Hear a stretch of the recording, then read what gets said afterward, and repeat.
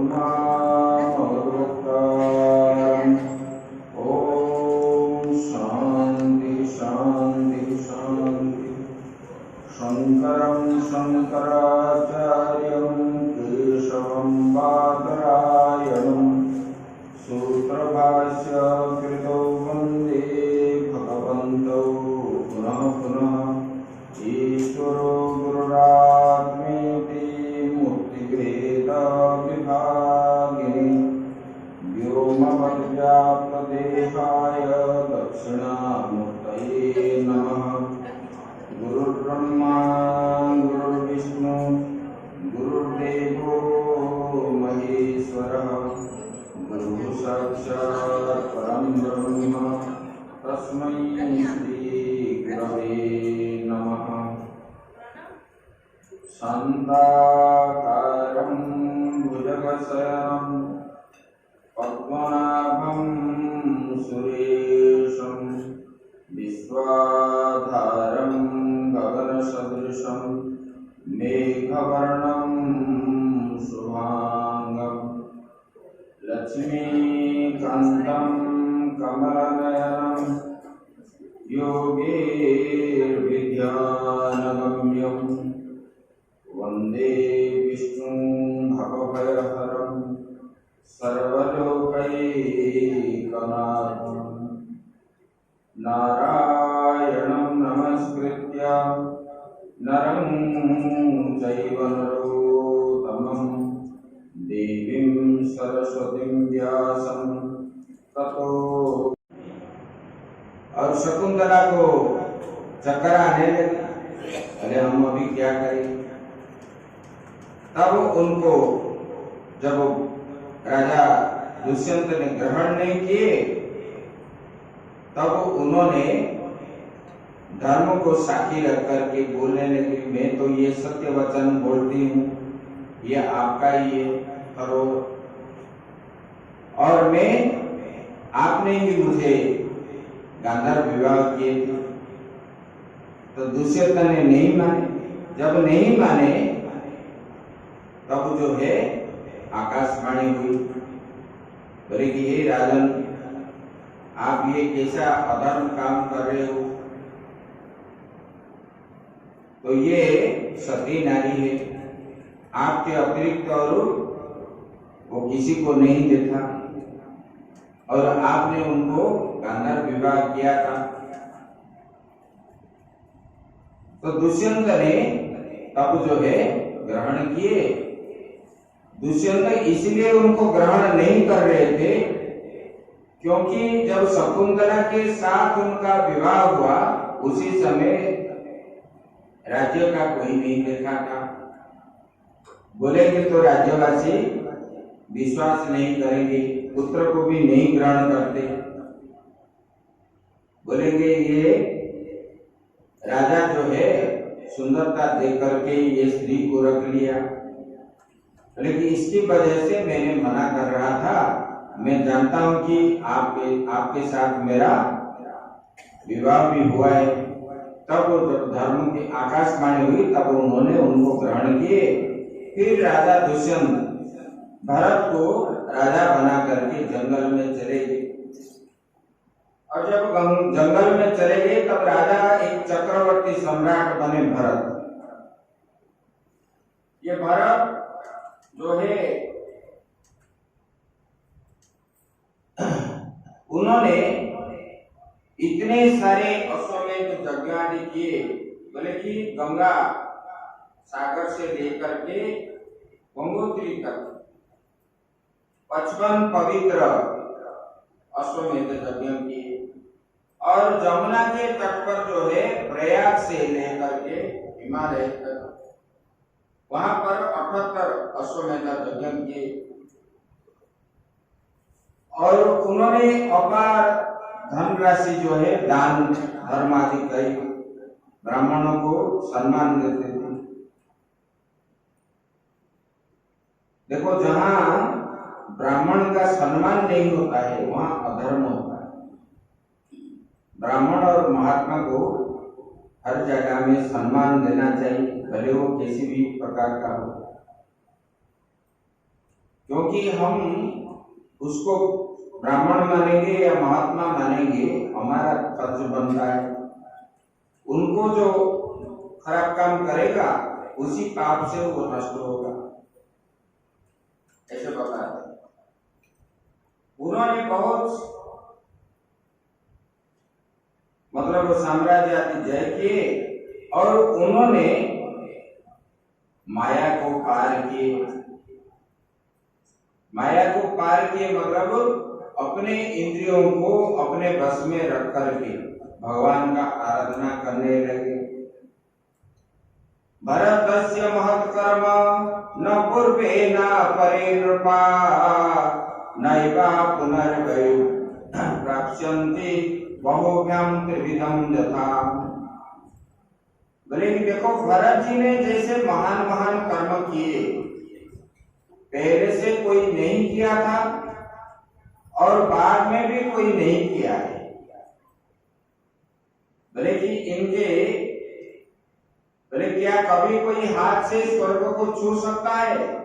लेकिन भरत ने दिग्विजय के समय किरात, हूण, जवन, आंध्र, पंक, कश, शक, म्लेच्छ, ये समस्त ब्राह्मण द्रोही राजाओं को उन्होंने मार डाले।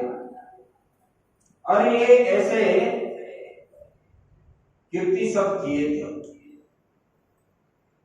बोले कि यही भरत के वंश लोगों, भरत के संतान कोई नहीं हुए, तब उन्होंने यज्ञ किए, इससे उनको हुए। उसके बाद जो है भरद्वाज को उन्होंने पुष्य पुत्र किए। बोले कि ऐसे, और भरत ये वंश का वर्णन जो है, बोले कि इसी वंश से रंती देव का उत्पन्न हुआ, जिस रंती देव के बारे में मैंने पिछले आपको बोला था। ऐसे राजा थे, भिक्षावृत्ति करके राजा थे। राजकोष से एक भी पैसा वो नहीं खाते। आजकल लोग क्या बोलते हैं, कहाँ फ्री में मिल जाए तो वहां पर पहले हम ले लेते, बोलते हैं कि नहीं बोलते? तो राजा होकर के भी उनका पूरा संपूर्ण अधिकार था। उसी समय कोई सीबीआई नहीं थे, फिर भी उन्होंने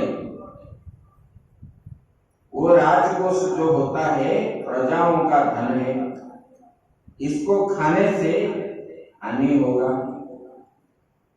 लोगों का बुद्धि आज भ्रष्ट क्यों हो रहा है?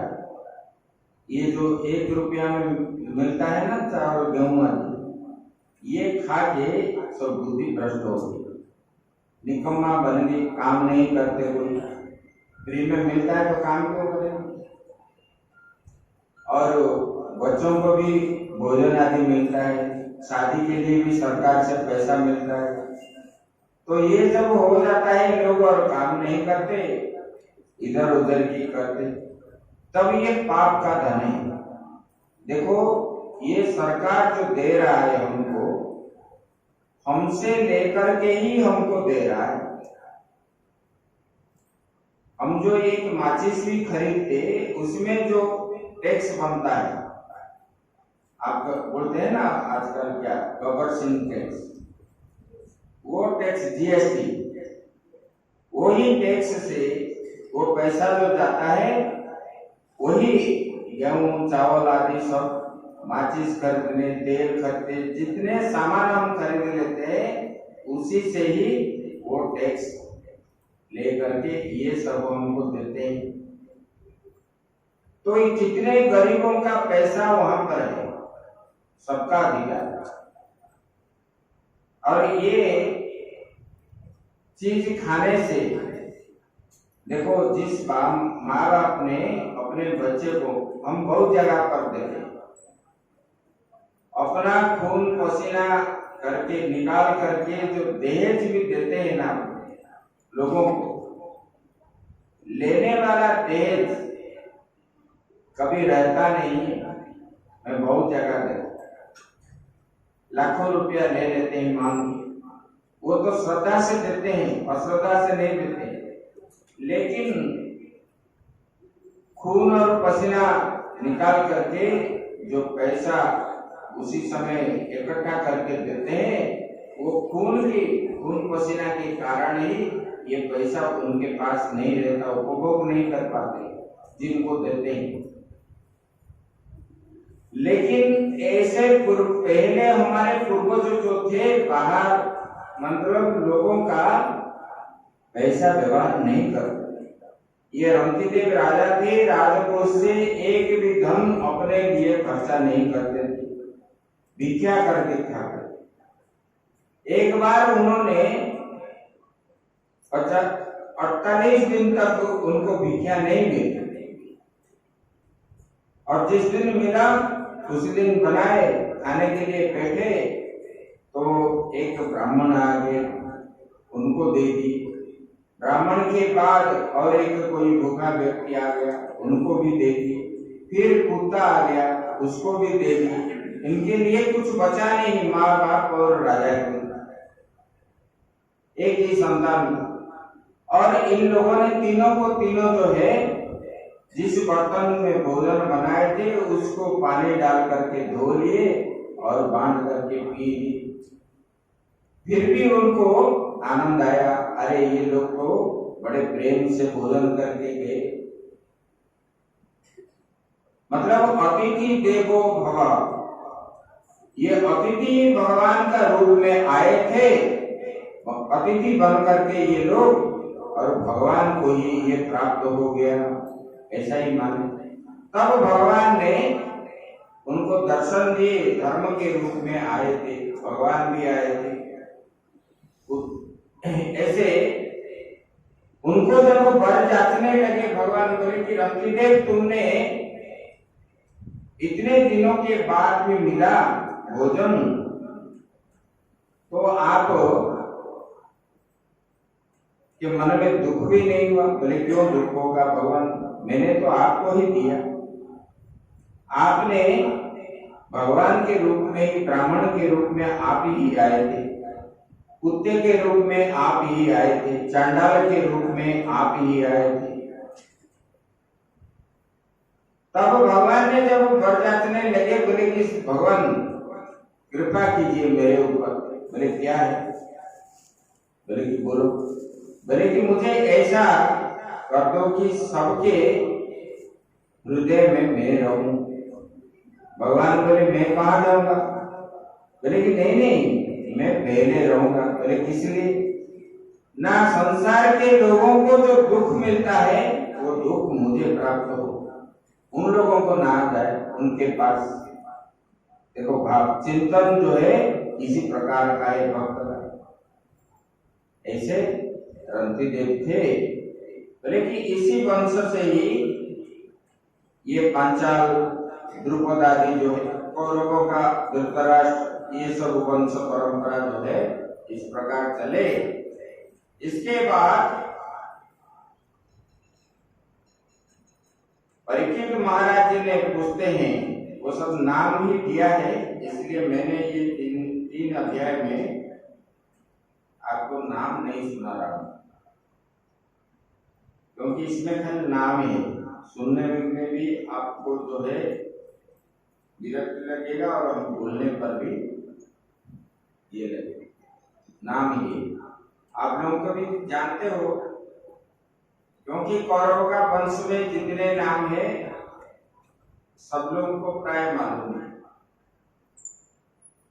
और यहाँ भी परीक्षित महाराज बोलते हैं सुखदेव जी को, कथित वंश विस्तारो भवता सोम सूर्य राज्यम चोभयम वंश्यानाम चरितम परमाद्भुतम। हे भगवान, आपने जो वंश परंपरा बताई मुझे, ये चंद्रवंश और सूर्यवंश के विस्तार रूप में आपने बताए, वो बड़ा अद्भुत है। ये राजाओं का चरित्र और बहुत पराक्रमशाली थे और मुझे बड़ा आनंद आया। लेकिन भगवान, मुझे आप जो है मैं अभी चाहता हूं, बोले कि अभी भगवान श्री कृष्ण का बात मुझे आपको बताइए। बोले किसलिए? यदोस्तो धर्मशीलस्य नितरां मुनि सत्तम तत्रं सेनापतिर्यणस्य विष्णुर्वीर्याणि संसना। बोले कि श्री कृष्ण समस्त प्राणियों के जीवन दाता। बोले कि वो सर्वात्मा है। बोले कि उन्होंने जदुवंश में अवतार लिए, जो लीलाओं का किए, विस्तार से हम लोगों को श्रवण कराइए, क्योंकि वो सुनने के लिए मेरे मन में बहुत उत्कंठा हुई है। बोले किसलिए? ना उन्होंने बोले कि देखो, भक्त कभी भगवान को बंधु नहीं बोले। यहाँ पर परीक्षित महाराज ने बोले कि वो भगवान श्री कृष्ण जो है वो तो भगवान है, लेकिन हमारा रिश्तेदार है, और हमारे दादाजी जो है अर्जुन, उनके सखा भी थे, और उनको ज्ञान का उपदेश भी दिए। इसलिए भगवान और मुझे बोले कि देखो, देहम मानुषमाश्रित्य कति वर्षाणि पृष्ठभिः यदुर्भूर्यं सह वाचे पत्न्यकत्य भवत् प्रभु। बोले कि भगवान, बोले कि मैं जब माता के गर्भ में थे तब जो है ये अश्वत्थामा का ब्रह्मास्त्र जो है मेरे माँ के गर्भ में आया मुझे मारने के लिए, लेकिन वो ब्रह्मास्त्र जो है मुझे मार नहीं पाया। उन्होंने मैंने गर्भ में बचाए थे। अरे ये बाद में रखोगे, एक साथ बैठो चुपचाप में, बोलने से गड़बड़ होता है।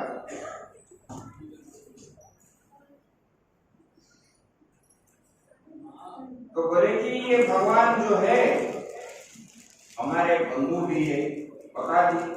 बोले कि और मैं मरते समय उन्होंने मुझे बचाया ब्रह्मास्त्र से, इसलिए भगवान आप जो है उनकी कथा, जिन्होंने मुझे गर्भ में बचाया था, उनका कथा मुझे पहले आप बताइए, तो मैं उनकी कथा आग्रह पूर्वक श्रवण करूंगा।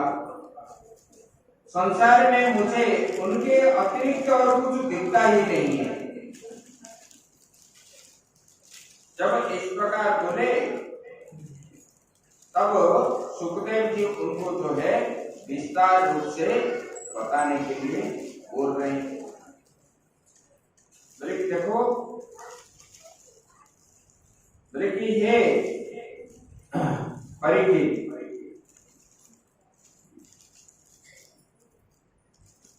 बोले कि ये कथा जो है ये अमृतमयी कथा है।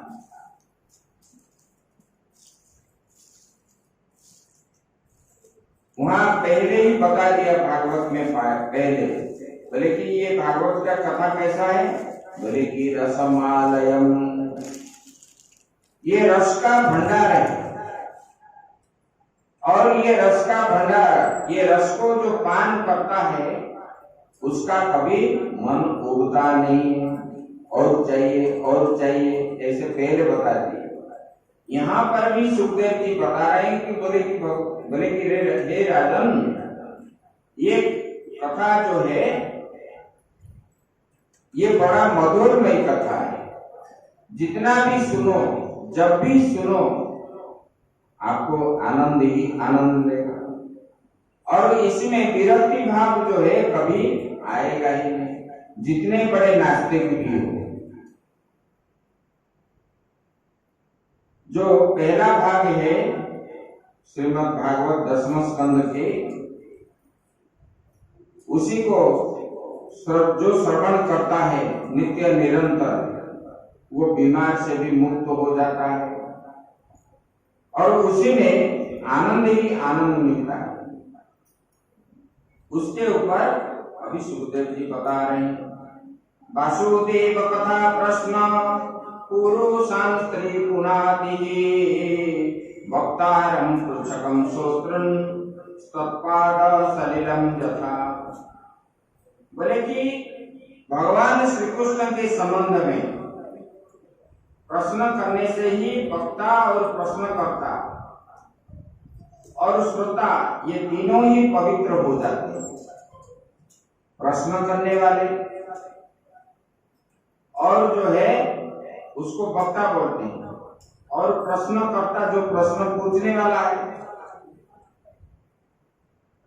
और जो सुनने वाला है, ये जो है मंगल ही मंगल होता है भगवान का कथा।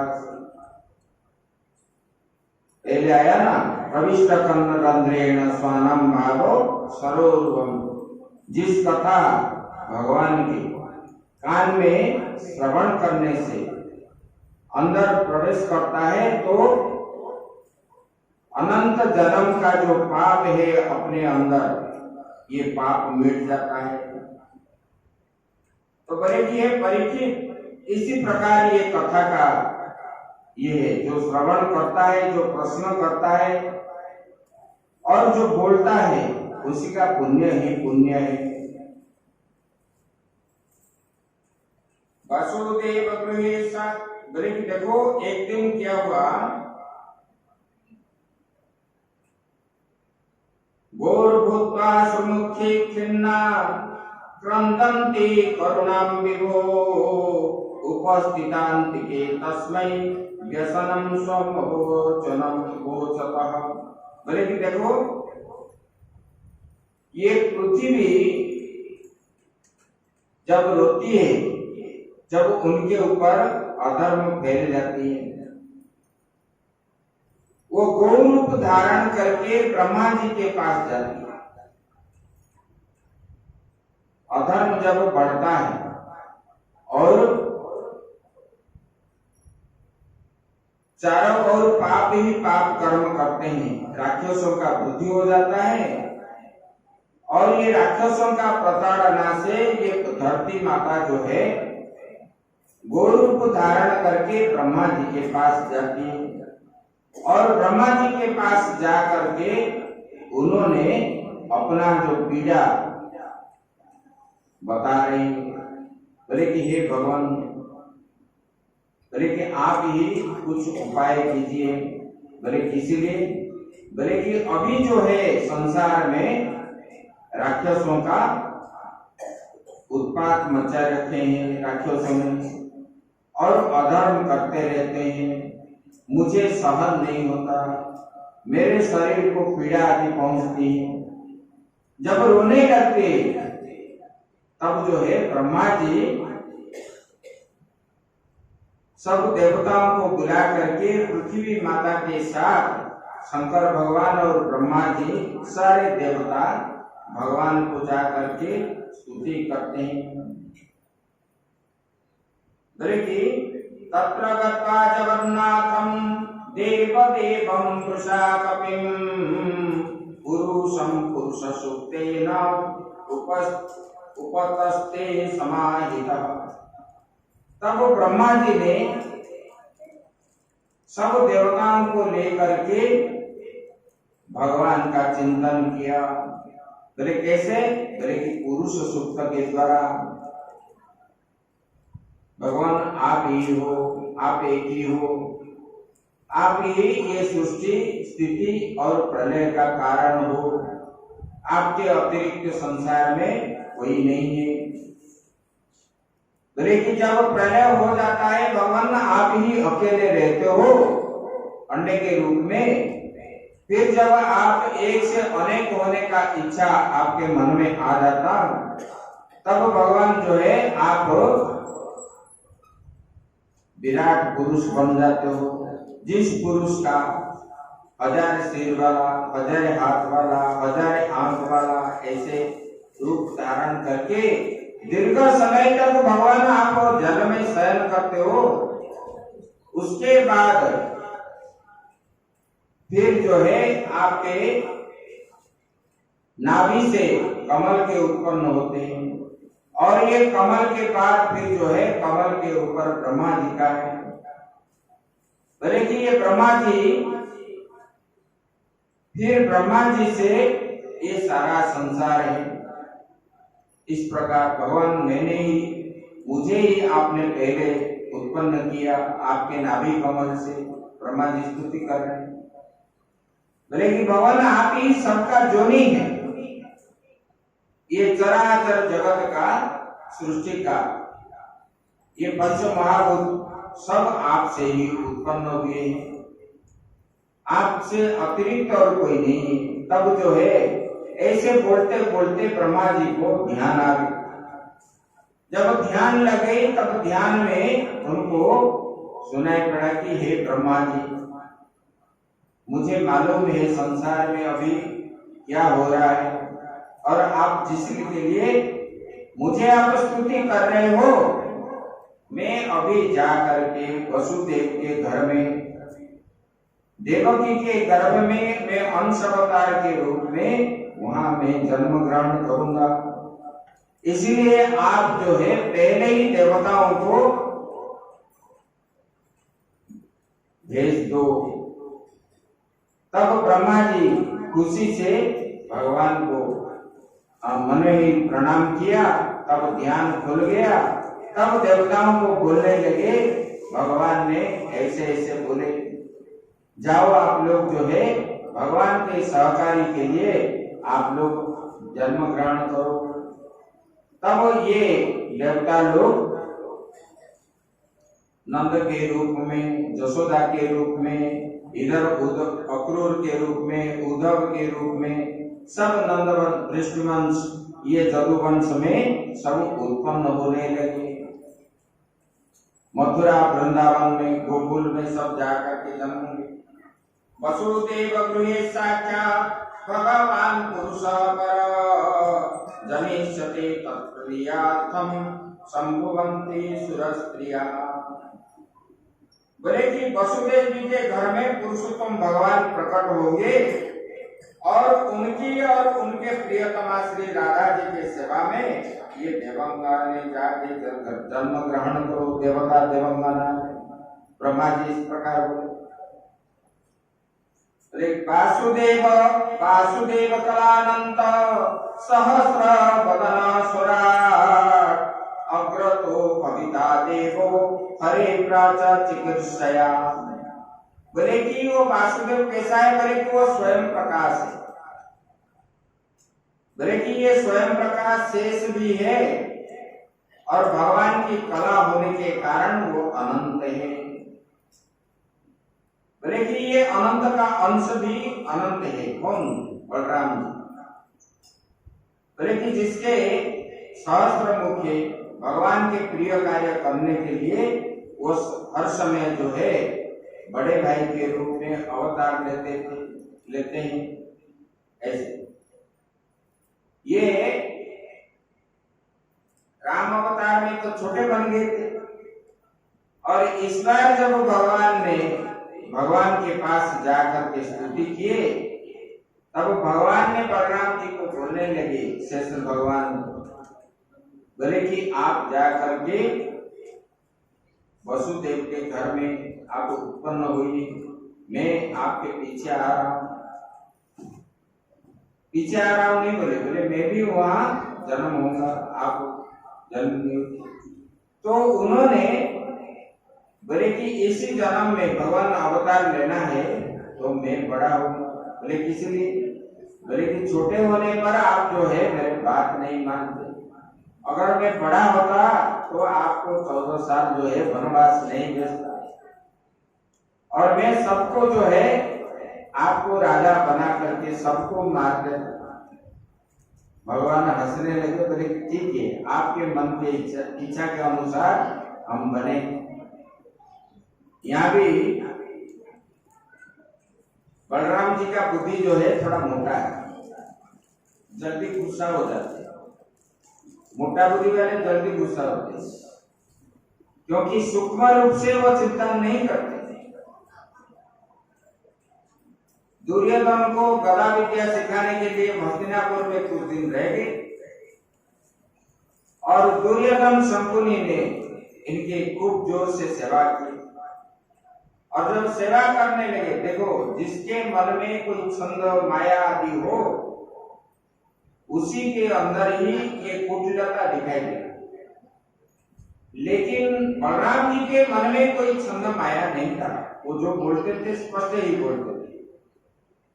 और इनके सेवा भाव जो था, ये सेवा भाव कुटिलता था। शकुनी जो है दुर्योधन को पहले ही बोल के रखा था, अगर हम बलराम जी को मना लेंगे और इनके हम बंधु अगर बन जाएंगे, संबंधी बन जाएंगे, तब जो है हम पांडवों को जीत जाएंगे। बोले कैसे? बोले कि तुम सेवा करो, खूब जोर से सेवा करो। बोले कैसे सेवा करेंगे? बलराम जी आएंगे तो तब सेवा करेंगे। बोले कि बलराम जी जब आएंगे आप जो है बोलना कि भगवान मुझे आप गदा विद्या सिखा दीजिए, मैं आपका चेला बनूंगा। तो शिष्य बनाने के लिए कोई नाराज नहीं होगा, सिखाएगा जिनके पास जो विद्या है। तब बलराम जी ने जब राजी हो गए, उनको खूब स्वागत सत्कार करके लिए, तब उनके स्वागत सत्कार से वो भाव विभोर हो गए। बलराम इनके अंदर ऐसा छंद माया है, इनको पता नहीं। तब उन्होंने फिर जो है बलराम जी को गदा विद्या सीखने के बाद पूछने लगे। बलराम जी बोले वर मांगो, जो मांगना है। तो दुर्योधन ने बोला भगवान अगर आप देना चाहते हो तो सुभद्रा से हमारा विवाह कर दीजिए। देखो इतना छंद, मतलब कुटिलता कैसा है, किसी को कुछ पाने की इच्छा से जो सेवा करता है वो सेवा नहीं है। तब भगवान बलराम जी हाँ कर दिए और आगे इधर आकर के भगवान को बोलने लगे, मैंने तो सुभद्रा अपने लाडली बहन के लिए मैं वर पात्र दे के आ गया। भगवान को तो सब मालूम है पहले से। तो बोले क्या क्या देख कर के आए? बोले कि मैंने वर पात्र ढूंढ लिया। बोले किसी को? ना दुर्योधन को। तो बोले सुभद्रा राजी है ना? वो कैसे राजी नहीं होगा? मैं जहां बोलूंगा वो ऐसे ही करेगी। तो बोले देख लो आप। जब वो बोलने लगे भगवान ऐसे, बोले कि कान्हा आप जो है इसमें कुछ रहस्य छुपा के रख रहे हो, आपको सब मालूम है। बोले कि मुझे कुछ भी मालूम नहीं। जब शादी हो गया अर्जुन के साथ, उसके बाद बोल रहे कि ये सब तेरा ही, ऐसे बोल रहे। तो बोले कि ये बलराम जी इतने एकदम सरल थे और भगवान को इस प्रकार बोले। भगवान मुस्कुराए और बोले कि ठीक है, आपकी मनोवांछा हम पूर्ण करेंगे। बड़े होने पर भी भगवान की जो इच्छा है उसी इच्छा से कोई भी चीज जो है इधर उधर नहीं है, वो जो बोलेंगे वही होगा ऐसे। तब इधर सुखदेव जी बता रहे हैं, बोले कि देखो सुरसेन यदुत्पतेर मथुरामावसन्पुरीं मथुरांचुरसेनाश्च विषयान् बुभुजे पुराम्। बोले कि देखो परीक्षित, बोले कि प्राचीन काल में जदुवंशियों के राजा जो थे वो सुरसेन, बोले कि वो मथुरापुरी में रहते थे और मथुरा मंडल के सुरसेन मंडल का राज्य शासन करते थे। बोले कि इसमें उग्रसेन था राजा, उनका पुत्र जो है कंस था। बोले कि ये उग्रसेन का भाई जो है देवक, उनके पुत्री जो है देवकी। ये देवकी विवाह योग्य जब हो गई तब देवक ने पात्र ढूंढने के लिए बोले। तब उग्रसेन जी ने वसुदेव को ठीक किया।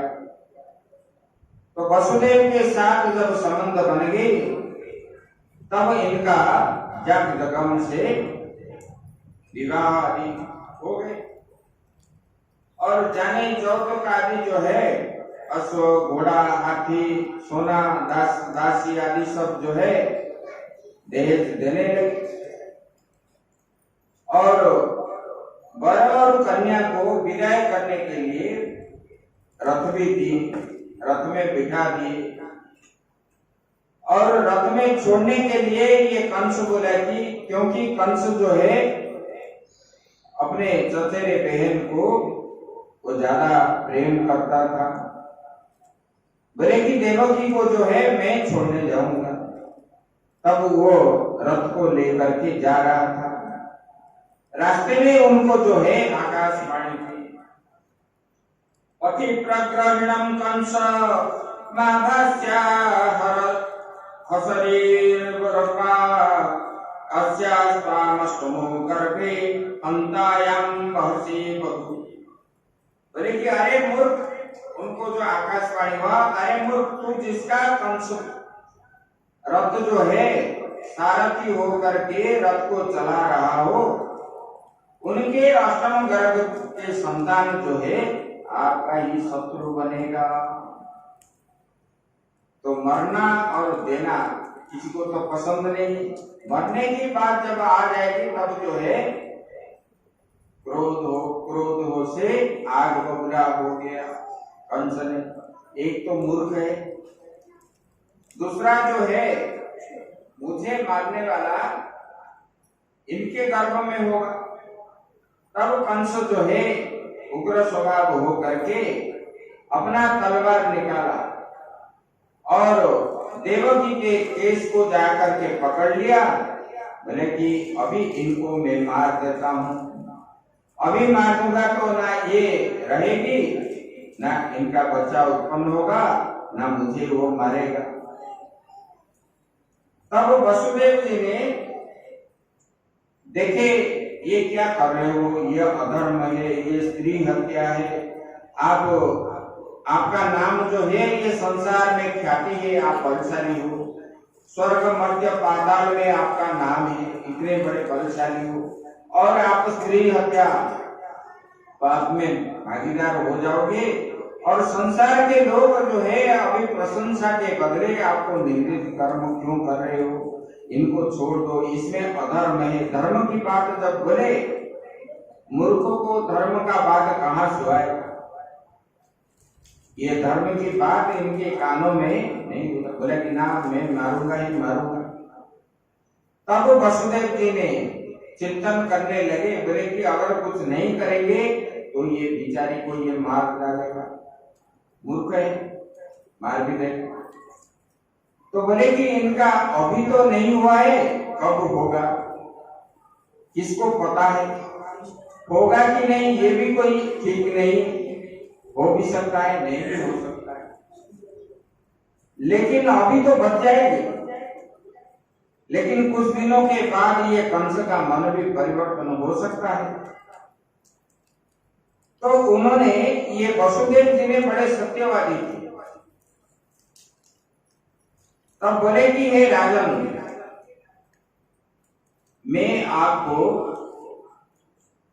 ये सब देवी देवता सबको साथी रख करके, 10 दिक्पाल आदि सबको साथी रख करके मैं वसुदेव आपको बोलता हूं, ये इनके गर्भ में ये तो आपका शत्रु नहीं है, ना नहीं है, बोले कि इनके गर्भ में जो जन्म होंगे ये आपका शत्रु है। तो आप इनको छोड़ दो, इनके गर्भ में जितने संतान उत्पन्न होंगे मैं ला करके आपके पास रख दूंगा, आपको दे दूंगा। तब कंस जो है अपने मन में सोचने लगा, ये वसुदेव जो है ये तो बड़े सत्यवादी है और ये निश्चित रूप से ला करके देगा। तब वसुदेव की कथा जो बोले उन्होंने, वसुदेव जी ने उनके बात पर मान गए और देवकी का केस आदि सब छोड़ दी और फिर रथ में बैठे, फिर जो है वापस मथुरा चले गए और मथुरा में जाकर के रहे। तब कालांतर में कुछ दिनों के बाद देवकी का एक पुत्र उत्पन्न हुआ। जब पुत्र उत्पन्न होने लगा तब वसुदेव जी के मन में बड़ा दुख हुआ और उन्होंने उनको लेकर के कंस के दरबार में पहुंचे। कंस जो है चाणूर, मुष्टिक, बाणासुर आदि राक्षसों के सभा में बैठा था और उन्होंने जब देखा वसुदेव आ रहा है और अपने संतान को लेकर के और कंस के पास लेकर के ये रख दिया, बोले कि हे राजन, मैंने जो है ये आपको समर्पण कर दिया था। देवकी को जब आप मारने के लिए जा रहे तब ये धरोहर के रूप में ये आपका ही है, आप अभी जो करो मैंने आपको दे दिया। इस प्रकार जब बोलने लगे तब कंस ने बोला, बोले कि ये तो मेरा शत्रु नहीं है, ये आठवां गर्भ जो है वो तो शत्रु है, ये पहला गर्भ है, इसलिए आप इसको लेके चले जाओ। जब ऐसे कंस ने बोला तब वसुदेव जी ने सोचने लगे ये दुष्ट है, ऐसे मजाक में भी बोलता होगा, तो उन्होंने उनको जो है लिया नहीं। तब बार बार जब वो बोलने लगा तब कंस ने, वसुदेव जी ने उनको लेकर के वापस आ गए। जैसे वापस आ गए तब नारद जी वहां पर कंस के पास पहुंच गए। बोले कि अरे कंस तो कितना मूर्ख है, मतलब जो पाप कर्म करता है उसका पाप का घड़ा जब भरेगा तब वो मरेगा, जितना जल्दी भरेगा। तो पाप करने वाले लोगों को कभी रोकना नहीं है और कुछ बोलना भी नहीं है।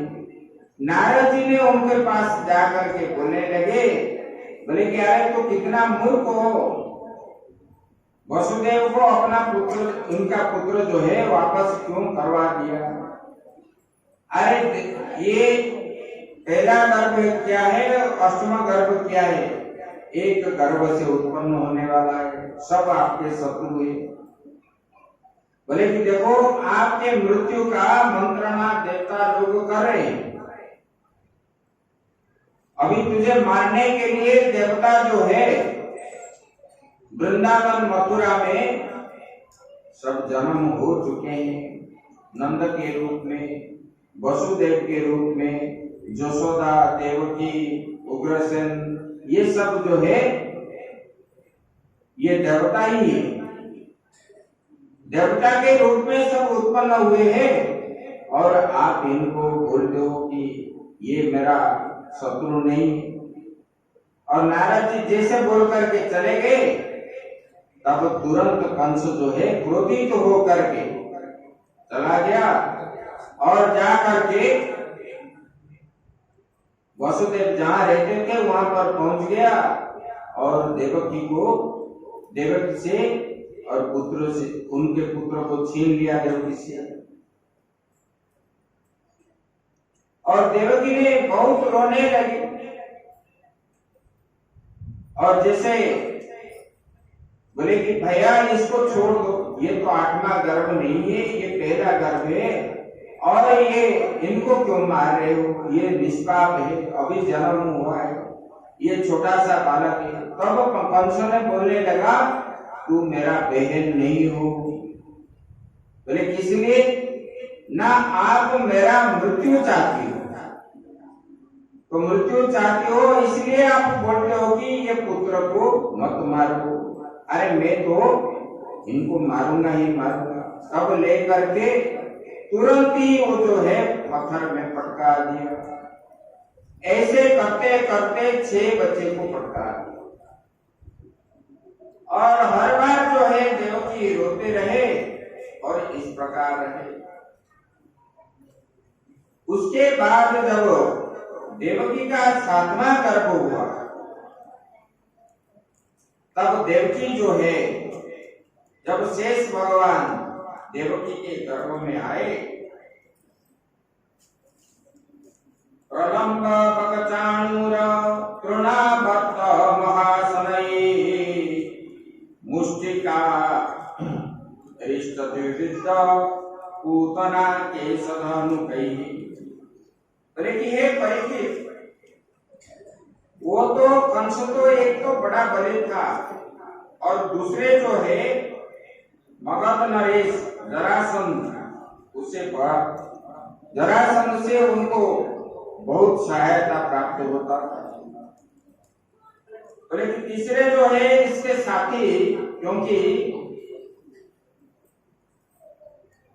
ये जरासंध जो है उनका ससुर है कंस का, और उनके साथ जो है प्रलंबासुर, तृणासुर, बकासुर, मुष्टिकासुर, अरिष्टासुर, पूतना, ये सब बड़े बड़े केसी और धनु, ऐसे बड़े बड़े राक्षस उनके पास भी थे।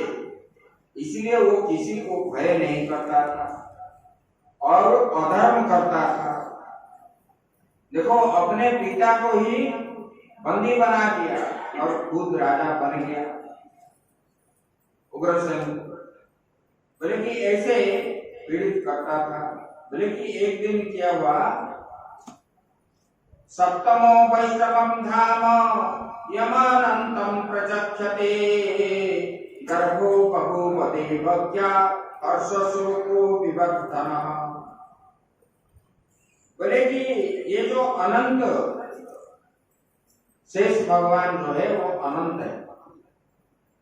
ये अनंत भगवान क्या किए, देवकी के 7वें गर्भ में प्रवेश किए, और जैसे प्रवेश किए, देवकी जो है, देवकी तो एक सुंदरी थी, और वो प्रवेश होने के बाद और बहुत सुंदर हो गई, और उनके गर्भ से एक ज्योति निकला। जो अंधेरा था, वो कैदी खाना, जेल में जो रखे थे ना बंदी गृह में, वो बंदी गृह जो है एकदम जो है प्रज्वलित हो गया, उसे प्रकाश निकला, जिस प्रकाश से अंधेरा मिट गया। देखो, परमात्मा जो है वो ज्ञान का स्वरूप है। वो अज्ञान रूपक अंधकार को मिटाने वाला है। वो ज्ञान का प्रकाश है, ज्ञान रूपी प्रकाश है, प्रकाश देने वाला है।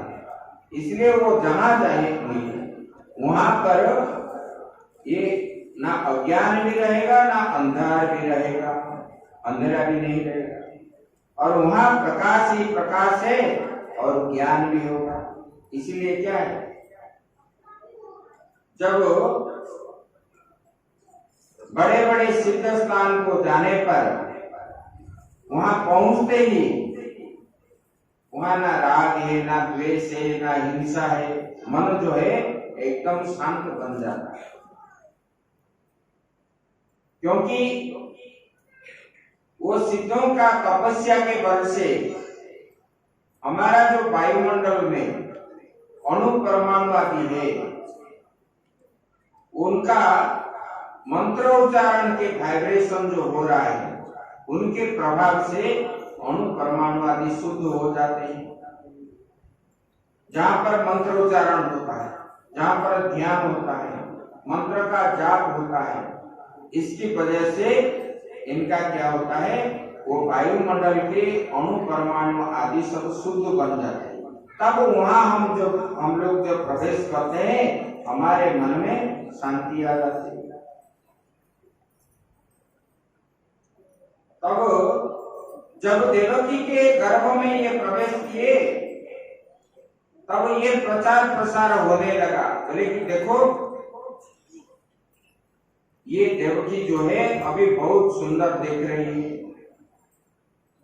तब सब आश्चर्यचकित हो गए और कंस जो है ये समाचार कंस को जब मिला तब उन्होंने बंदीशाला को देवकी को देखने के लिए आए। जब उन्होंने देखने के लिए आया तो उनको दिखाई नहीं दिया, उनको तो चारों ओर सांप ही दिखने लगे। क्योंकि ये शेषनाग भगवान जो है उन्होंने क्रोधित होकर के सर्प उनको दिखा दिए चारों ओर। वो तो कंस जो है सांप सांप होकर के वो बंदी गृह से बाहर आ गया और वहां कभी नहीं गया।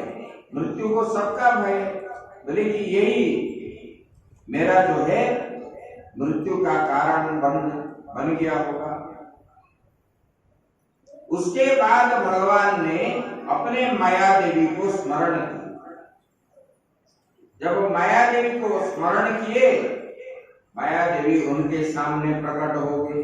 तब भगवान ने उनको निर्देश दी, क्योंकि जो माया है प्रकृति है, प्रकृति रूपी भगवान की जो माया शक्ति है वो भगवान का आज्ञाकारिणी है। भगवान ने उनको जो है आज्ञा दी, गच्छ देवी प्रजे भद्रे गोपो गोपीरं कृतं रोहिणी वसुदेवस्य भार्यास्ते नन्दगोकुले अन्याश्च कंस संविघ्ना विवरेषु वसन्ति। बोले कि हे देवी गच्छ तुम जाओ।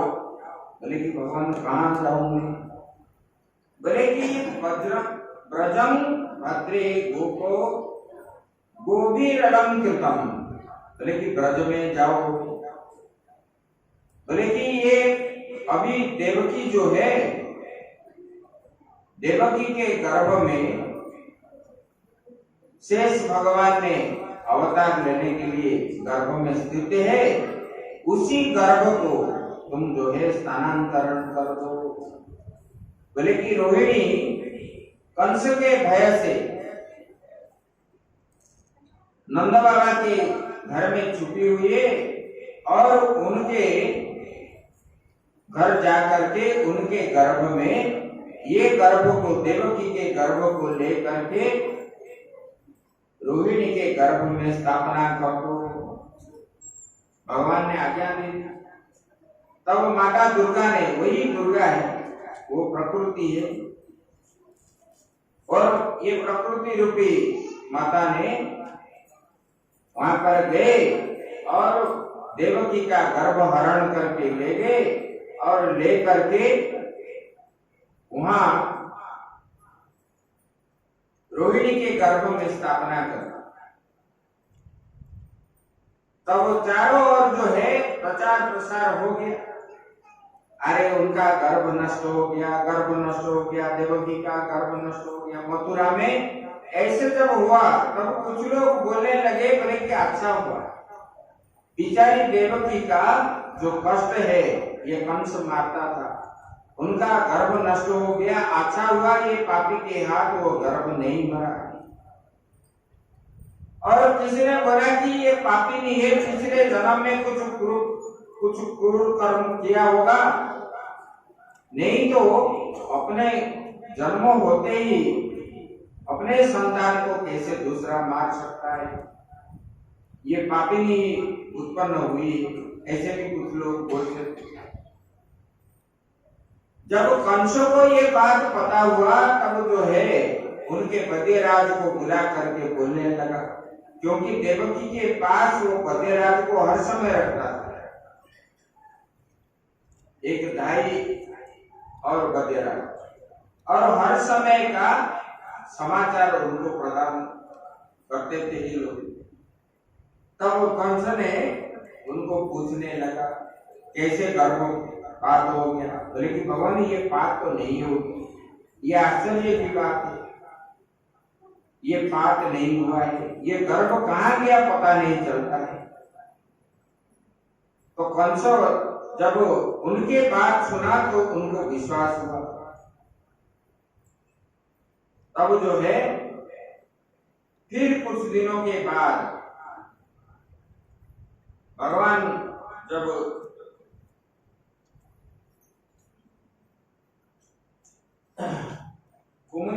कुमुदा चंडिका कृष्णा माधवी कन्यकेचित माया नारायणी सानी शारदेत्यम विकेचित। भगवान ने उनको बोले कि तुम लेकर के स्थापना कर दो और करके यशोदा के गर्भ में आप रह जाओ, और मैं जब जन्म होगा देवकी के गर्भ से तब मुझे रख करके वसुदेव जी जो है आपको लेकर के आ जाएंगे,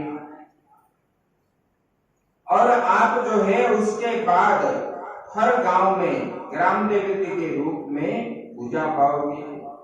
कहां पर आपका नाम मंगला होगा, कहां काली होगा, कहां चंडिका होगा, कहां दुर्गा होगा, लोग विभिन्न प्रकार नाम से आपको जो है पूजन आदि करेंगे। ऐसे भगवान ने जब बोले तब ये चले गए और गर्भ को हरण किए और स्वयं वहां पर रहने लगे। उसके बाद देवकी का गर्भ जब नष्ट हो गया तब उनको और शोभा नहीं दिखा। उसके बाद भगवान ने देवकी के जब उनको इच्छा हुई तब जो है वसुदेव के अंदर प्रवेश किए और माता देवकी के गर्भ में उन्होंने स्थापना हुई, और वहां पर देवकी का अष्टम गर्भ जब हुआ तब जो है कंस को बड़ा भय हो गया। अरे मुझे मारने वाला तो अभी आ गया, मैं क्या करूं। तब उन्होंने देवकी और सुंदर दिखने लगी। तब उन्होंने मारने के लिए अपने सेनापतियों के साथ बंदीशाला में जब प्रवेश किया, जहां पर भगवान स्वयं विराजमान है, वहां तो अज्ञानता रहेगा ही नहीं। और देवकी को देखते ही उनके मन में परिवर्तन आ गया। बोला कि इनको मारने से मुझे क्या फायदा है। अपने आप सोचने लगा, बोले कि एक तो मेरा बहन है, एक तो पहले स्त्री है, फिर मेरा भगनी है, फिर ये गर्भवती है। इनको मारने से मुझे परलोक में अच्छा गति नहीं मिलेगा। देखो, क्रूर भाव होने पर भी उनके मन में धर्म के प्रति भय कितना है। उन्होंने उस समय मारा नहीं, ऐसे सोच करके आ गया। इसलिए ना उनके अंदर जो ये सद्बुद्धि उत्पन्न हुई, जब परमात्मा जहां पर है, परमात्मा का प्रभाव चारों ओर विस्तार रूप से पड़ता है, तब इनका भावना ऐसा होता है। भगवान ने जब देवकी के गर्भ में रहे तब जो है गर्भ को स्तुति करने के लिए देवता लोग आए, ब्रह्मा जी के साथ भगवान शंकर जी भी आए, और उन्होंने ब्रह्मा जी गर्भ को स्तुति करने लगे। उसको बोलते हैं गर्भ स्तुति। गर्भ के पास भगवान ब्रह्मा जी वहां रहे और वहां पर स्तुति करने लगे। सत्यव्रतम सत्य परम त्रिसत्यम सत्यस्य योनिं नीतं च सत्ये सत्यस्य सत्यामृत सत्य नेत्रम सत्यात्मकं तं शरणं प्रपन्ना। बोले कि हे भगवान, आप क्या है? सत्य व्रत है, अरे आप लोग चुपचाप बैठो, चुपचाप बैठो। बोले कि सत्य व्रतम सत्य परम सत्यम। बोले कि भगवान, बोले कि आप क्या है? बोले कि आप सत्य व्रत हो और सत्य संकल्प हो। सत्य ही आपका प्राप्ति का श्रेष्ठ साधन है। सत्य मतलब जो तीनों काल में रहते हैं वो सत्य है, और भगवान जो बात बोलते हैं उसको रक्षा करते हैं, इसलिए भगवान को सत्य व्रत बोलते हैं। बोले कि सृष्टि के पूर्व में आप थे, प्रलय के पश्चात भी भगवान आप रहते हैं, और उस स्थिति के समय भी आप ही रहते हैं। त्रिसत्यम, बोले कि सत्य से जोनि निहितम च सत्य। बोले कि भगवान आप सबका जोनि है, मतलब आपसे ही पृथ्वी जल तेज वायु आकाश ये पंच महाभूत के साथ ये चराचर जगत भगवान उत्पन्न हुई। बोले कि सत्य से सत्य मृत सत्य नेत्रम। बोले कि और उनमें अंतर्यामी रूप में भगवान आप विराजमान हो, और आप इस दृश्यमान जो जगत के परमार्थ स्वरूप हो। क्योंकि ये दृश्यमान जगत जो दिखता है ये तो अपरमार्थिक है, भगवान आप ही पारमार्थिक हो, ये तो मिथ्या ही है। क्योंकि ये संसार रहने वाला नहीं है, लेकिन पारमार्थ के रूप में हर समय रहने वाले आपके अतिरिक्त जो संसार दिखता है ये संसार रहेगा ही नहीं। इसलिए भगवान आपको जो है हम बार बार क्या है प्रणाम करते हैं। लेकिन हम आपके शरण में आए हैं और आपको प्रणाम करते हैं, और बोलते हैं कि इस संसार में क्या है। ब्रह्मा जी बताते हैं, बोले कि ये संसार जो है एक सनातन वृक्ष है। आप गीता में भी आता है ऊर्ध्वं मूलम् अधः शाखम् अश्वत्थं प्रादुर्भूय। ये एक कल्प वृक्ष है, वट वृक्ष है। इसका मूल ऊपर है, नीचे शाखा है। ऐसे यहाँ पर भी ब्रह्मा जी बोलते हैं, बोले कि भगवान ये सनातन जो है धर्म ये एक वृक्ष है। बोले कि ये वृक्ष का आश्रय एक जो है प्रकृति है, हमारा जो तीनों गुण है ये इनका आश्रय है, ये वृक्ष का प्रकृति जो। बोले कि इसके दो फल है, सुख और दुख, ये दो फल है, और तीन जड़ है। बोले क्या है? ये सत्व रज तम है, ये जड़ है। ये जड़ होने के कारण जब ये जड़ नष्ट नहीं होता तब तक जीव कर्म करता रहता है गुण की वजह से। जब जड़ नष्ट हो जाता है तब ये कर्म जो है और करने को नहीं चाहता। बोले कि इनके जानने के लिए, बोले कि इनका जो है ये सत्व रज तम जो है ये जड़ है, और इनका रस क्या है? बोले कि इसका रस जो है धर्म अर्थ काम मोक्ष, इनका रस है। ये गुण के द्वारा ही वो धर्म करता है, अर्थ भी कमाता है गुण के द्वारा, और संतान संतति उत्पन्न करता है, और मोक्ष को भी प्राप्त करता है। इसलिए ये क्या है? बोले कि ये रस है। बोले कि इसके जानने के लिए 5 प्रकार है। बोले कि इसको जानने के लिए क्या है? बोले कि 5 ज्ञानेंद्रिय, श्रोत्र है, त्वचा है, श्रवण इंद्रिय है, और नेत्र है, रसन इंद्रिय है। बोले कि इसके क्या है? बोले कि 6 स्वभाव है। बोले कि पैदा होना, रहना, बढ़ना, बदलना, घटना और नष्ट होना, ये 6 विकार है। ये शरीर जन्म होते हैं, फिर जो है वो रहता है, फिर जो है बढ़ता है, कभी मोटा होता है तो कभी पतला भी होता है, ये बदलता रहता है। फिर जो है विनश्यति, विनाश हो जाता है। ये 6 धर्म है ये शरीर का। बोले कि इस वृक्ष की छाल जो है 7 धातुएं, बोले क्या है? बोले कि रस है, रुधिर है, मांस है, और जो है अस्थि है, मज्जा है और शुक्र है। इसलिए तो इसमें आया है ना, आप बताए थे कहां पर, महात्म्य में आया है, अस्थि स्तंभम स्नायुबद्धम मांस शोणितलेपितम चर्मावनंदम दुर्गंधम पात्रमुद्रा सपुरीशयो। बोले शरीर क्या है? बोले कि अस्थि स्तंभम स्नायुबद्धम, ये अस्थि के द्वारा खड़ा हुआ है, हड्डी के अंग के द्वारा।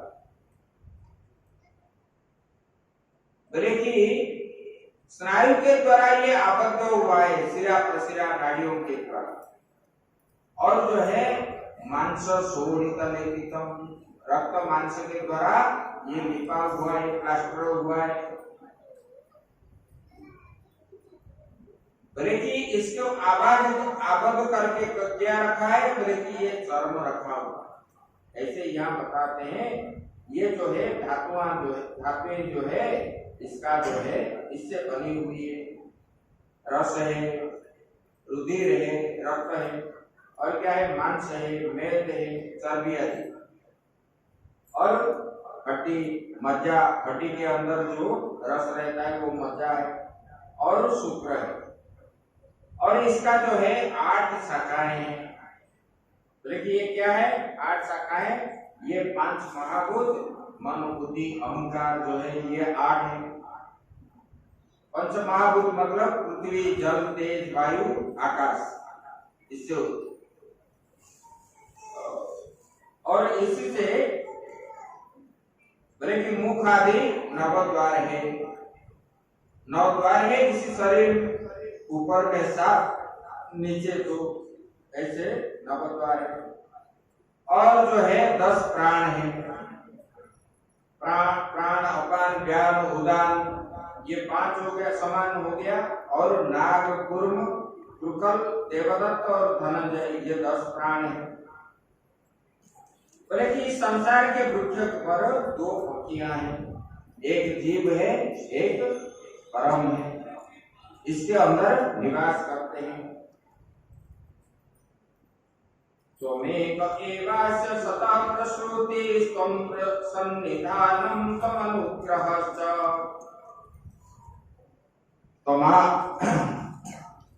त्वन्मायया संवृते चेतसत्वं पश्यन्ति नाना विपश्चितो ये। बोले भगवान, इस संसार वृक्ष का उत्पत्ति का कारण भी आप है। बोले आप जो है वृक्ष की उत्पत्ति के आधार एकमात्र आप ही है। संसार आपके वजह से उत्पन्न हुआ है, और आप जो है इसका प्रलय भी है, और आपके अनुग्रह से ये स्थिति भी है, रहता है। ऐसे ऐसे करके ब्रह्मा जी ने स्तुति किए, और ब्रह्मा जी जब स्तुति किए, फिर देवता लोग एक एक करके सब स्तुति किए, अपने अपने स्थान में चले गए। और जब भगवान आने का समय हो गया है, अब जो है सब अपने आप जो है उल्लासित होने लगे। क्यों? ना ये कंस के प्रभाव से, देखो देवता भी बंदी बन गए थे, देवता भी चाह रहे थे भगवान का आगमन हो और ये मरे। और जब भगवान आएंगे तब उनको स्वागत के लिए ये पृथ्वी, जल, तेज, वायु, आकाश, ये सब क्या बोल रहे हैं? पृथ्वी, धरती माता बोलती है, बोले कि भगवान मेरा तो स्वामी है, और स्वामी जब घर में आएंगे तब स्त्री का मंगल ही मंगल है, वो ऐसे सोच रही है। और क्या पढ़ती है? बोले कि बहुत दिनों से भगवान राम जब चलेंगे तब से मेरे शरीर ऊपर भगवान का स्पर्श भी नहीं हुआ। अभी भगवान जन्म लेंगे तब मुझे स्पर्श, भगवान का स्पर्श मिलेगा और चरण स्पर्श भगवान का प्राप्त होगी, तब जो है मेरा जीवन जो है धन्य हो जाएगी। ऐसे धरती माता, और उसी समय जो है मंद मंद वायु प्रवाहित होने लगे, सुगंधित वायु, मलय वायु जिसको बोलते हैं, जिस वायु में सुगंध हो, क्योंकि जिन्होंने हमको बनाया वो स्वयं आ रहे हैं। तब वहां हम प्रबल वेग से अगर प्रवाहित होंगे तब जो है कष्ट होगा। इसलिए ना गर्मी भी हो ना ठंडा, ज्यादा ठंडा भी हो, इस प्रकार भगवान का जो है कभी असुविधा ना हो। और जो है बोले कि ये नदियां, गंगा नदियां आदि बोलते हैं, बोले कि भगवान ने राम अवतार में सेतु तो बांधे, हमारे पिता पर्वत को हमारी ससुराल समुद्र में पहुंचाकर इन्होंने मायके का सुख तो दिया था, लेकिन हम लोग को नहीं दिए। इसलिए अभी ये लोग क्या है, स्वागत सत्कार करते हैं। बल्कि इस प्रकार नदियां भी बोलते, और व्रत में कार्य आदि जो है बोलते कि भगवान यहाँ कूदेंगे, भगवान का चरण स्पर्श होगा। इस प्रकार सब भगवान का आगमन को देवता लोग भी हमारा दुख निवृत्ति होगा। और ये पंचभूत भी बोलते हैं कि भगवान आने पर हमारा जो है भगवान का दर्शन करेंगे। जिन्होंने हमको उत्पन्न किया है उनकी लीला का दर्शन करने से हमारा जीवन जो है उदात्त हो जाएगा, और हम लोग भगवान के लिए ही ऐसे कर्म करेंगे। भगवान के लिए जो किया जाता है वही वास्तविक कर्म है। इसलिए वो जड़ वस्तु नहीं है। जड़ वस्तु होने पर भी इन लोगों के मन में भी भगवान के दर्शन के लिए, देखो जब भगवान का बांसुरी बजता था उसी समय जमुना के जल स्थगित हो जाते और प्रवाहित नहीं होता था। वो जल सुनते थे भगवान के बांसुरी थे, और वहां जो वायु, प्रवाहित वायु ऐसे अटक जाता था। पेड़ पौधे आदि जो है खड़े होकर के भगवान के बांसुरी के ध्वनि को श्रवण कर रहे थे। मतलब भगवान को दर्शन के लिए, भगवान का स्पर्श पाने के लिए, भगवान का ये के लिए जो जीव जिनके मन में ये तड़प नहीं है, दुख भी प्रकाश नहीं है, और भगवान के प्रति जिनके मन में आनंद नहीं है, वो मनुष्य होने पर वो मृतक के समान है, सबके सदृश है। तो भगवान का इसी प्रकार स्वागत करते। स्वागतम कृष्णा, शुभ स्वागतम कृष्णा, स्वागतम कृष्णा, शुभ स्वागतम कृष्णा, स्वागतम सुस्वागतम शरणागत कृष्णा, स्वागतम कृष्णा, सुस्वागतम कृष्णा, स्वागतम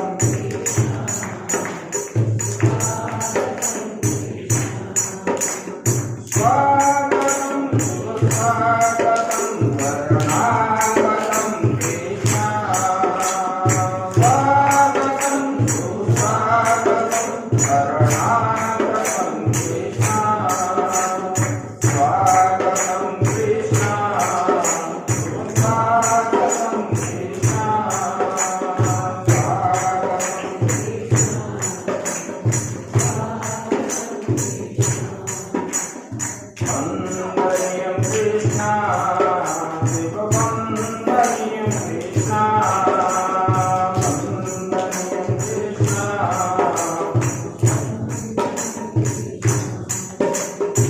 स्वागतम सुस्वागतम शरणागतम कृष्ण स्वागतम सुस्वागतम स्वागतम कृष्ण सुस्वागतम कृष्ण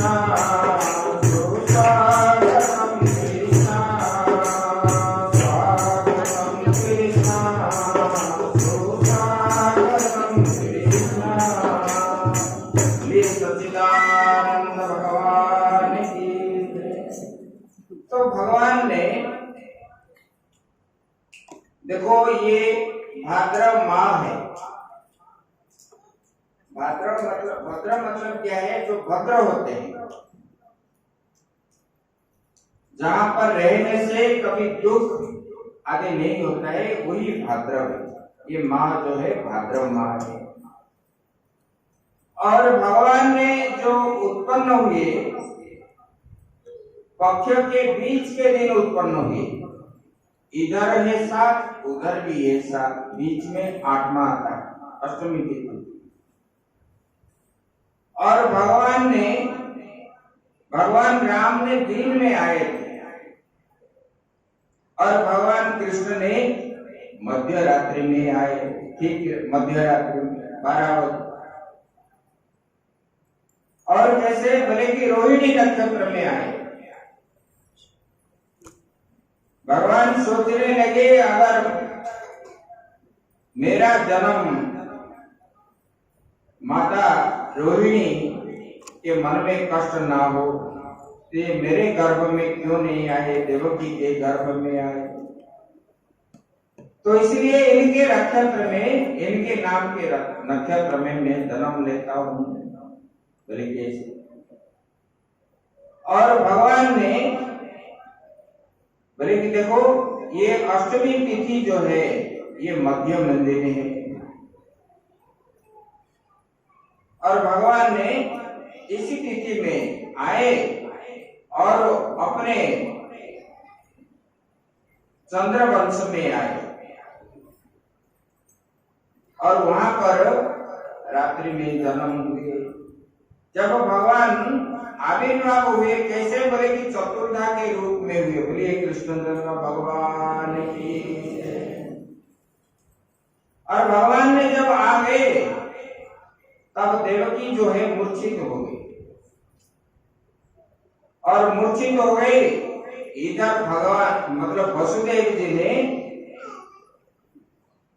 भगवान को देख करके बता रहे हैं, बोले कि मैं तो जान लिया। बोले कि क्या जान लिया? तमद्भुतं बालकमम्बुजेक्षणं चतुर्भुजं शङ्खगदायुधायुधं श्रीवत्सलत्वन्दलशोभिकौस्तुभं पीताम्बरं सान्द्रपयोदशौभगम्। वसुदेव जी बोले कि मैंने तो ये अद्भुत बालक को देख करके जान लिया। बोले कि भगवान आप ही है, आप ही हमारे तारणहार है। और मैं जान लिया किसने? बोले कि आपका चतुर्भुज को देख करके। फिर वो चतुर्भुज में क्या है? शंख चक्र गदा पद्म है। बोले कि ये 4 अस्त्र जो आप धारण किए भगवान, ये धर्म अर्थ काम मोक्ष का प्रतीक रूप में आप धारण करते हैं जीव के लिए। ये शंख जो है धर्म का प्रतीक है और चक्र जो है ये अर्थ का प्रतीक है। गदा जो है काम का प्रतीक है और जो कमल है वो मोक्ष का प्रतीक। भगवान ये प्रतीक के रूप में आप धारण किए, इसलिए मैं आपको जो है जान लिया आपके ये अद्भुत रूप को देख करके। और बोले भगवान आपके छाती में जो है श्रीवत्स का चिन्ह है, ब्राह्मण का पैरों का निशान आपके वक्षस्थल में आपने धारण किया। और आप क्या है? बोले कि पीतांबर धारी, पीतांबर प्रसन्न। बोले कि पीला वस्त्र आप पहने हुए। बोले कि ऐसे। बोले कि ये आप जब आए तब जो है ये सबका अंधार अंधकार जो है बंदी गृह में सब मिट गए। इसमें वसुदेव जी ने देखा ये इधर भगवान बोल करके स्तुति कर रहे हैं, बोले कि भगवान आप जो है वो कैसे स्तुति करते हैं? बोले कि भगवान आप ही ये जगत का कारण है। और इधर बोल रहे हैं कि बोले कि भगवान आपके द्वारा ही ये चराचर जगत उत्पन्न है, स्थिति भी है, प्रलय भी है। बोले कि निमित्त उपादान कारण भगवान आप ही है। इधर भगवान बोलते हैं, इधर फिर मन में बस क्या सोचते हैं, पिता माता कैसे सोचते हैं, अगर ये कंस से ये पुत्र मेरा बच जाए तब मैं जब बाहर जाऊंगा तब 10,000 गौ उनके सोना चांदी लगा करके, हीरा नीला मोती माणिक आदि लगा करके अच्छे अच्छे ब्राह्मण को अच्छे गौएं, दुर्ग संपन्न वाली गौओं को मैं दान करूंगा स्वर्ण वस्त्र के साथ। इधर बोलते हैं कि भगवान, फिर क्या बोलते हैं? बोले कि भगवान हम तो बंदी हैं, आप तो स्वयं परमात्मा है, भगवान है, सबको जन्म देने वाले आप हो, इसलिए भगवान आप अपने को ही रक्षा कीजिए, मैं कुछ नहीं कर पाऊंगा। और क्या बोलता है? बोले कि भगवान मैं समझ गया कि आप प्रकृति से विदितोऽसि भवान साक्षात् पुरुष प्रकृते पर केवलानुभवानंद स्वरूप सर्वबुद्धि। बोले कि मैंने समझ गया कि आप जो है प्रकृति से अतीत है, मतलब प्रकृति आप में आपके बस में है। ये जो प्रकृति है सत्व रज तम आदि जो समाहार है, आप इससे परे हैं भगवान, और आपका स्वरूप है केवल अनुभव और केवल आनंद है। आपका स्वरूप जो है कोई भी आपको जानता है तो अनुभव के द्वारा जानता है। जैसे रसगुल्ला हम खाते हैं तो ये मीठा बोल के अनुभव के द्वारा हम जानते हैं, ऐसे परमात्मा भी अनुभव के द्वारा ही जाना जाता है। बोले कि आपका स्वरूप केवल अनुभव के द्वारा और आनंद के द्वारा जानते हैं। बोले कि सब बुद्धियों के, सब प्राणियों के साथी के रूप में भगवान आप सबके अंदर रहने वाले हो, ऐसे बोले। बोले कि आप जो है स्वर्ग के आदि में अपनी प्रकृति से ये जगत की सृष्टि की है भगवान आप। बोले कि आप ही सबके अंदर प्रविष्ट हो करके सबको अपने अपने काम में लगा दिए। ऐसे ऐसे करके वसुदेव जी ने स्तुति करने लगे और आगे बताते हैं, स्वतम त्रिलोको स्थितये सुमाया विवर्षि शुक्लम खलु वर्णमात्मना स्वर्गाय रक्तम रजसोपकृष्णहितम कृष्णं च वर्णं तमसा जनाते। बोले कि आप ही तीनों लोगों की रक्षा करने के लिए अपनी माया से, आप निर्गुण निराकार होने पर भी भगवान आप जो है सगुण साकार रूप जो होते हैं, आप अपने इच्छा से ही होते हैं। इसलिए होते हैं ना अधर्म को नाश करके धर्म की स्थापना के उद्देश्य से होते हैं ना। जदा जदा ही धर्मस्य ग्लानिर्भवति भारत। देखिए भगवान आप जो है जब जब ये संसार में अधर्म व्याप्त हो जाता है और धर्म की ग्लानि होती है, तब भगवान आप जो है अंश रूप में ग्रहण करते हैं। आप निर्गुण निराकार अजन्मा होने पर भी आप जो सगुण साकार रूप लेकर के जन्म होते हैं, बोले कि भगवान आप माया को जब स्वीकार करते हैं तब जो है आप लीला धारण करते हैं भगवान। बोले कि आप हम लोगों के रक्षा के लिए ही आपका उत्पन्न हुआ है, दुष्टों का नाश करके धर्म की स्थापना के उद्देश्य से ही आप जो है ये सगुण रसा का रूप धारण करके आप जो है इस धरती पर जन्म ले रहे हैं। बोले कि ये जीवों की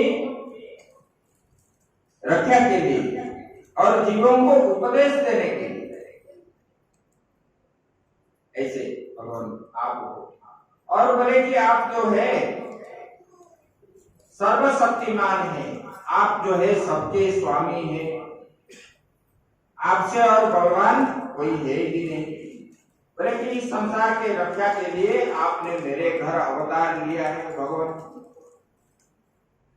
आप जो है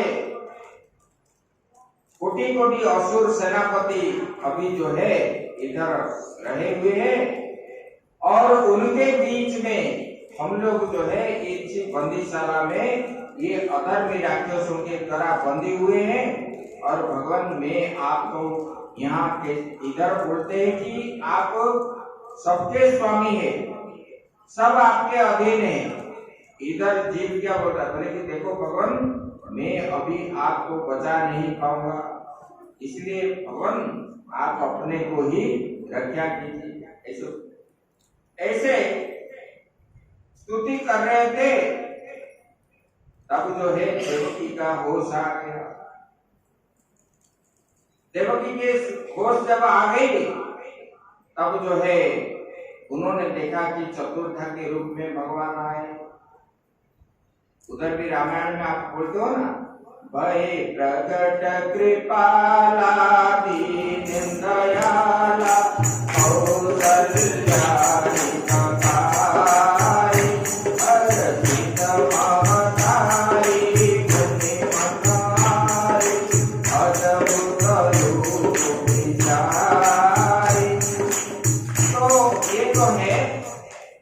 भगवान का जो अवतार हुआ है,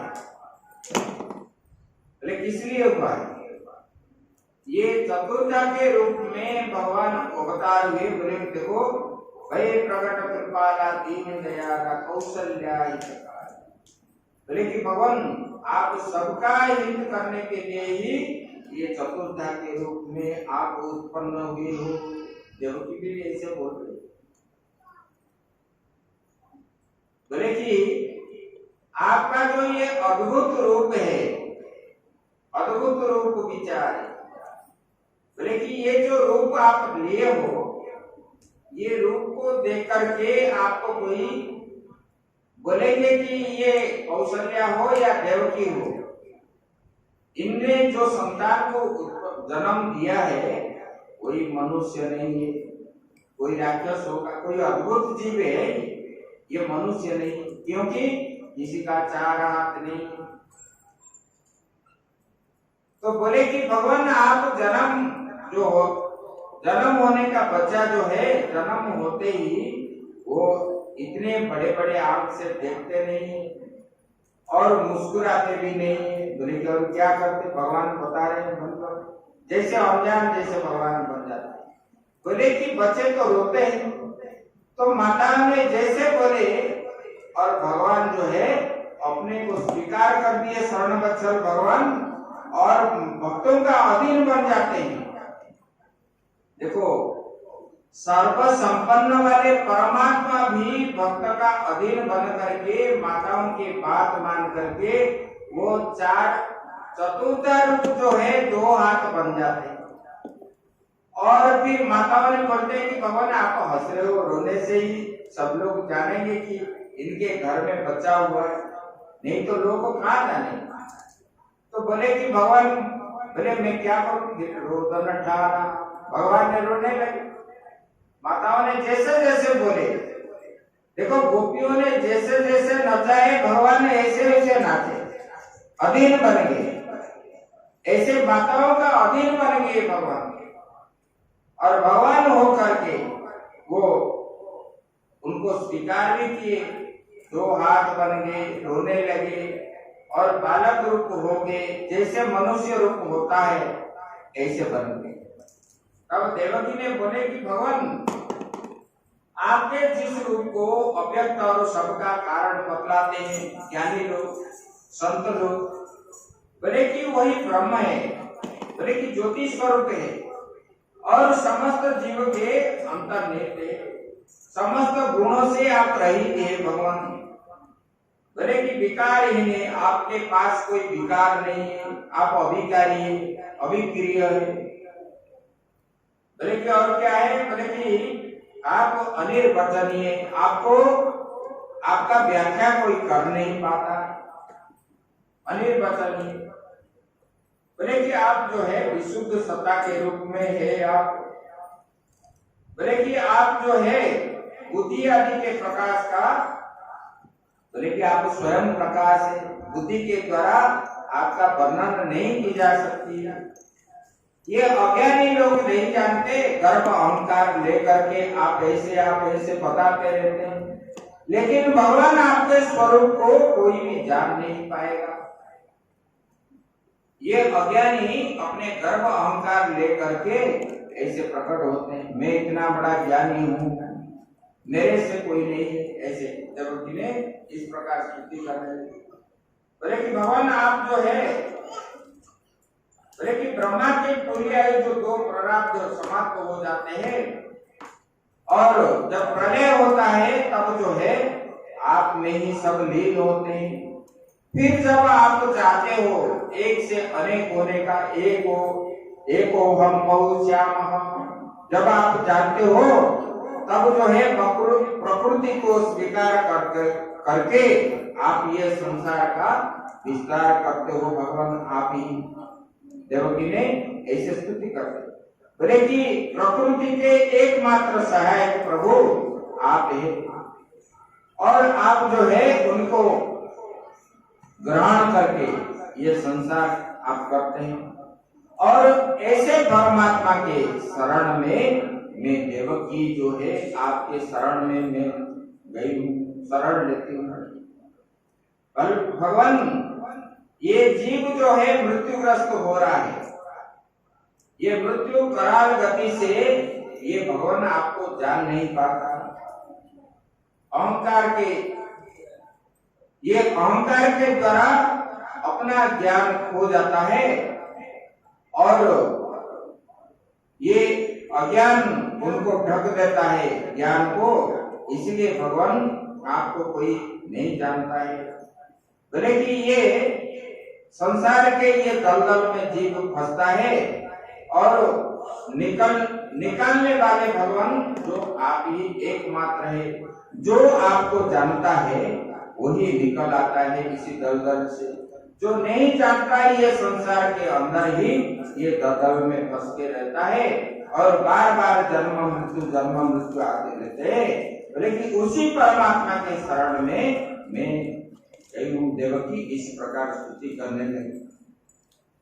बोले कि भगवान आप शंख चक्र गदा और कमल की शोभा से युक्त ये चतुर्भुज रूप जो है भगवान आप छिपा लीजिए।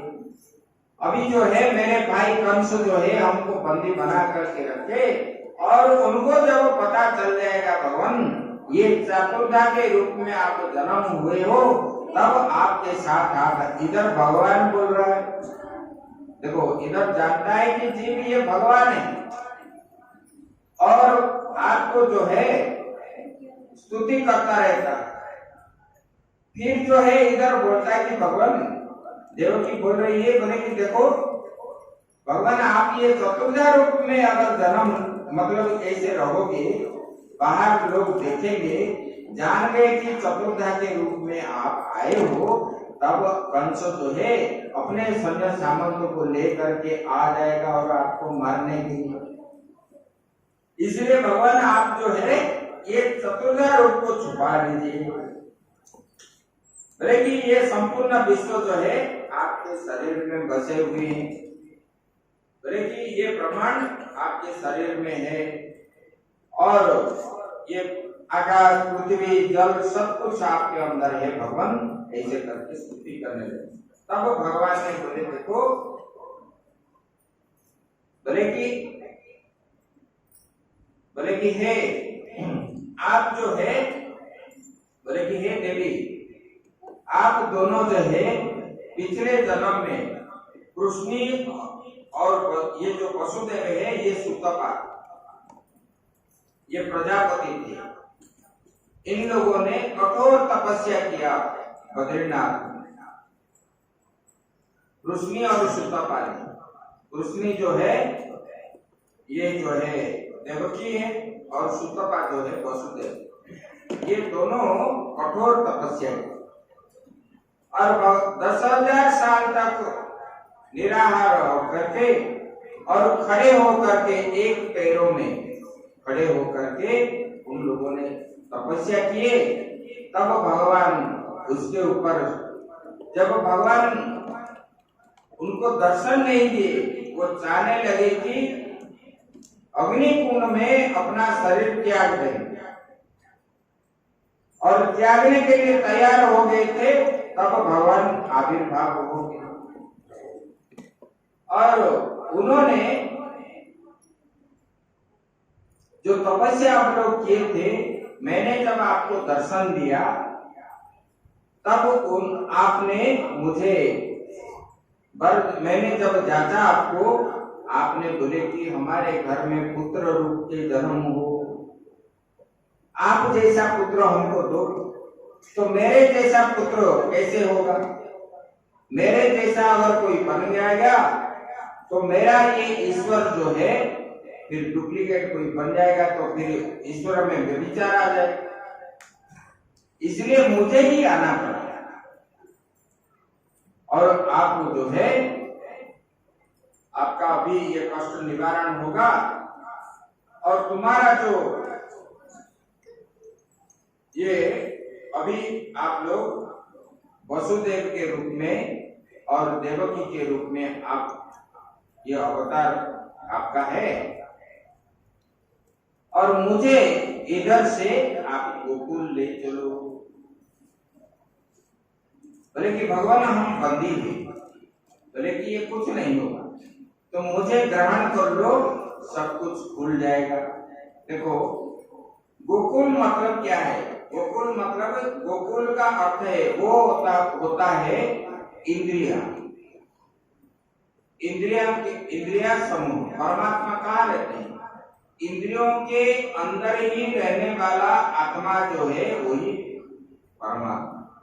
इसलिए भगवान ने गोकुल जाने के लिए बोला। ये इंद्रियों के बीच में अपने शरीर के अंदर आत्मा जो रहता है वही भगवान श्री कृष्ण है और अपना शरीर जो है ये गोकुल है। गोकुल और कोई बाहर नहीं है, ये इंद्रियों के बीच ही रहने वाला। और वसुदेव जी ने जैसे भगवान को, देखो जीव जब भगवान का आश्रय ले लेता है, संसार के सब प्रकार के बंधन खुल जाता है। ये जानने पर भी लोग जो है अपने ऊपर जितना विश्वास है इतना भगवान के ऊपर नहीं है। बोलने का समय बढ़िया बढ़िया उपदेश करेंगे सब लोग, अरे करने वाला तो वही है, तारने वाला भी वही है। फिर जब दुख आ जाएगा तब बोलेंगे कि अरे ऐसे तो हो गया, ऐसे हो गया, ऐसे बोलेंगे। ऐसे भगवान को जो है जब स्वीकार कर लिए वसुदेव जी ने, अपना बड़े बड़े लोहे के अंदर बंधे हुए थे वसुदेव जी, सब बंधन उनका खुल गया और जितना दरवाजा वहां लगा था बंदी गृह में, बड़े बड़े ताला सब अपने आप खुल गए और जितने प्रहरी वहां खड़े हुए थे सबको नींद आ गई, सब सो गए।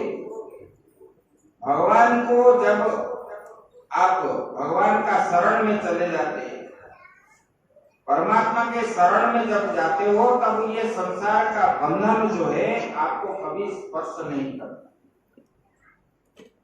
और ऐसे गोकुल को लेने के लिए वसुदेव जी ने तैयार हो गए और आगे की बात जो है हम लोग कल श्रवण करेंगे। ओम पूर्णमदः पूर्णमिदं पूर्णात् पूर्णमुदच्यते पूर्णस्य पूर्णमादाय पूर्णमेवावशिष्यते। ओम शांति शांति शांति।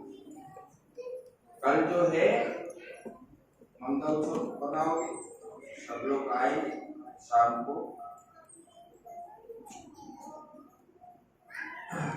और उन्नाव की जो है 12 तारीख को 12 बजे होगा, इसलिए 12 बजे से पहले आप लोग आ जाना। यहाँ